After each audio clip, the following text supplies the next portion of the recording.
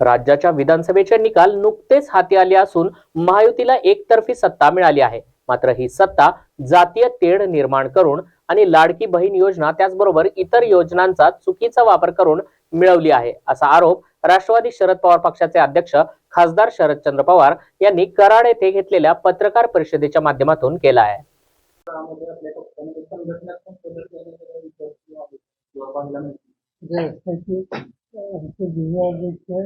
आणि आमचे त्यांची याच्यात 2 दिवसात ठेवलेली त्याच्यात त्या सगळ्या गोष्टीची चर्चा होईल.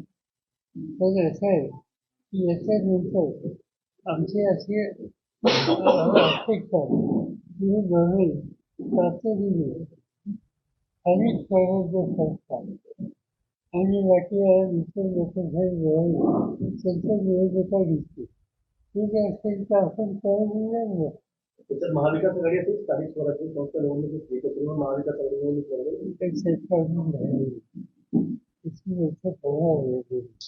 गेल्या निवडणुकीमध्ये भाजपची काही फिगर कमी होती, त्यामुळे त्यांना मित्र पक्षांची खूप गरज होती. आता जवळपास ते 31च्या आसपास पुढे आहे.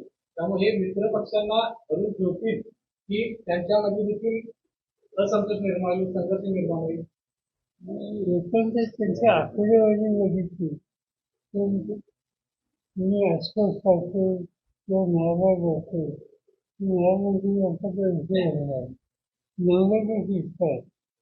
त्यामुळे तुझी सोबत तुम्ही करणार त्यामुळे असं वाटतं. पृथ्वीराज चव्हाणांनी काल स्टेटमेंट केलं 2019 साली ज्या पद्धतीने भारतीय जनता पार्टीने उद्धव ठाकरेंचा उपयोग केला त्याच पद्धतीने अवस्था अजितदादांची होऊ शकते आणि एकनाथ शिंदेची होऊ शकते येणाऱ्या काळामध्ये. त्याचा परिणाम एकच आहे त्याच्या भाष्य करण्याची आमची असं आपण जाणार आहात का महाविकास आघाडी न्यायालयात जाणार आहात का? आमच्या त्याचा विचार केला नाही. राज ठाकरेंचा एकही उमेदवार निवडून आला सध्या एकीकडे आमचे भाग आहे आणि कधी त्या विरोधकांसुद्धा आमच्याकडे न्यायाची कधी अपेक्षा केली होती ते स्वतःबद्दल सुद्धा इतक्या जागा देते असं त्याने वाटत नाही. जाहीरपणे भाषणात वाक्य वापरत होता की जे मला सोडून गेले ते यापूर्वी पराभूत झालेले होते. आताची निवडणूक त्याला अपवाद करताना पाहायला राष्ट्रवादी सोडून गेलेले अनेक असं सगळं शिक्षण दिसतं या निवडणुकीत लोकांचा अंगण घेतला नाही. हा यशवंत विचारांचा जिल्हा असं म्हटलं जातं. पश्चिम महाराष्ट्राला दक्षिण महाराष्ट्राच्या राजकारणावर वेगवेगळी पकड ठेवलेली आहे. या बदलाचं तुम्ही वर्णन कसं करा?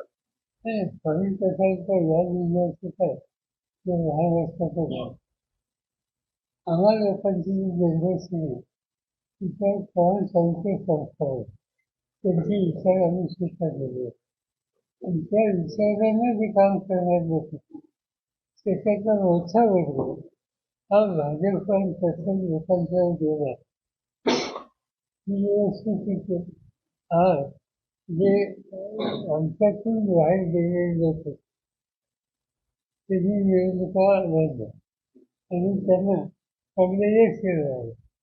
पण त्या सगळ्या लोकांची पूर्ण पार्श्वभूमी बघितली तर चव्हाणसाहेबांच्या किंवा गांधी नेहरूंच्या विचारामुळे अनेक वर्ष सहभागी झालेले होते ते नाकारण्यात अडचण.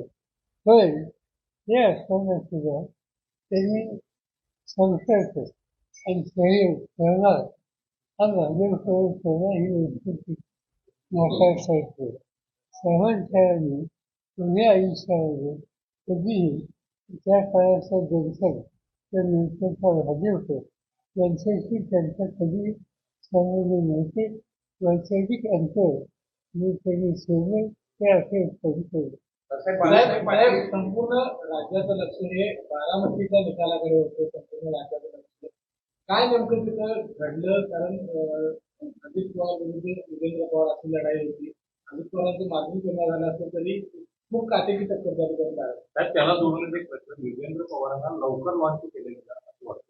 असं नाही ते एवढं व्हायला हवं तर बदलायला सांगलं त्याचा राजा डायरेक्ट सांगून तुझ्या तिथे तुम्ही जर सुरुवात केली नसतात तर लहान असतात काय मुश्किल गेलं असतं त्यामुळे कुणी ते निवडणूक लढवायची गरज आणि आम्हाला माहीत होतं की काही तुलना होऊ शकत नाही बरोबर.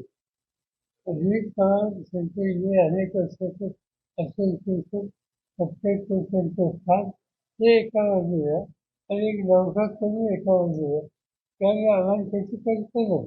तुम्ही तुमच्या